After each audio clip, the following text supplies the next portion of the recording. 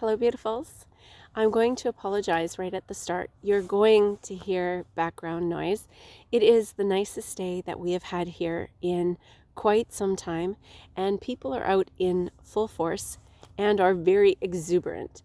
So I would invite, if you do hear the background noise, maybe instead of focusing on it as a distraction, if you could think of it as a celebration that there are people at this very moment while we're having a discussion who are enjoying greatly the forms and area of nature, and that might help lessen the distraction. Today's discussion comes as a follow-up due to some questions I had of the inner warrior video I did. I had a lot of questions about does that mean we have to be passive, and various other questions, and I'll try to address them all here, but I want to start with a quote. It's from Mother Teresa, and many of you might have heard this quote before. She said, "I will never attend an anti-war rally, but if you have a peace rally, invite me." Now that might sound like they are indeed the same thing. But if we take a moment and we actually look at the energies and the intention of these two events, they are very, very different. The first being the anti-war rally, that is actually focused on aggressive energy. It's negative or low vibration. It is about force. And we've talked so many times before about the laws of energy.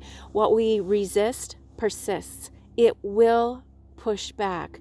So an anti-war rally is really a resisting energy. It's a bumping against. The focus, too, here is on war, and it's very divisive. When we look at a peace rally, the focus is not on war, but rather on peace, love, and unity. The energy is healing and uniting. There is no resistance. It is more going with the flow. It is following an intention. And the energy, of course, is much higher in vibration, more of a positive frequency. Now, I know that this idea of pursuing a belief in a peaceful way might be different than what we've been raised with.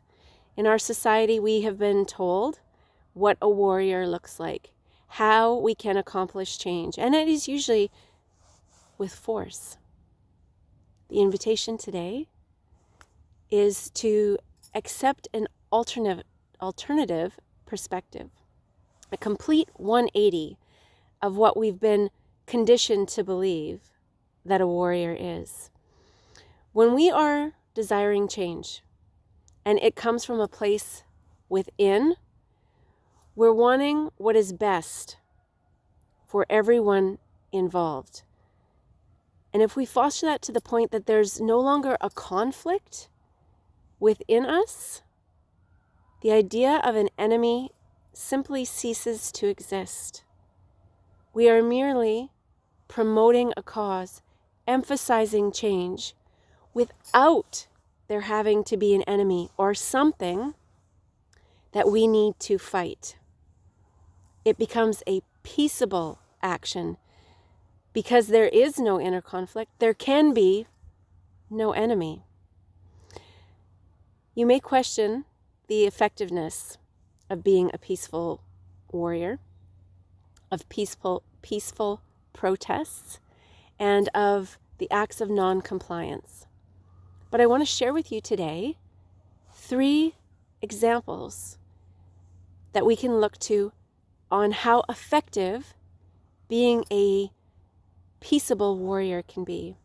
When we look at the 1980s, there's 2 examples we have there. One is the singing revolutions in Estonia. And if you're not familiar with that, the mass population would come out at night and they were singing, and they would sing all night. And this act led to the independence of the Balkan states. In 1986, in Milano, in the Philippines, the people protested. They went in the streets peaceably. And for 4 days they did this. And 4 days was all it took to take down the Marcos regime. Then we have, in 2003, the Rose Revolution. And I was not familiar with this until I looked it up. And in Georgia, the people were unhappy with the leadership that they had. And in order to change that, they rushed their parliament, each one holding a flower that they presented. And the leader was ousted. These are just some of the examples in the way that we can effectively cause change through peaceful measures. There's a professor at the University of Harvard, and her name is, I have to just look again, I forget, Chenoweth, I believe. And she claims, she's been studying non-violent protests. And she said nonviolent protests are 2 times more likely to succeed than violent protests. That in a study of the largest protests, there were 25 of them. 20 of those protests were nonviolent, and 14 of those 20 succeeded in immediate change. Now, those are amazing statistics. She also commented that if you can gather 3.5% of the population in your cause in a peaceful measure, it cannot fail. That is the threshold needed in order to effect change. I found that to be amazing, because I believe that many of us assume that we need the vast majority to stand together in order to effect change. But really, there is power even in small and unified numbers. I just want to also mention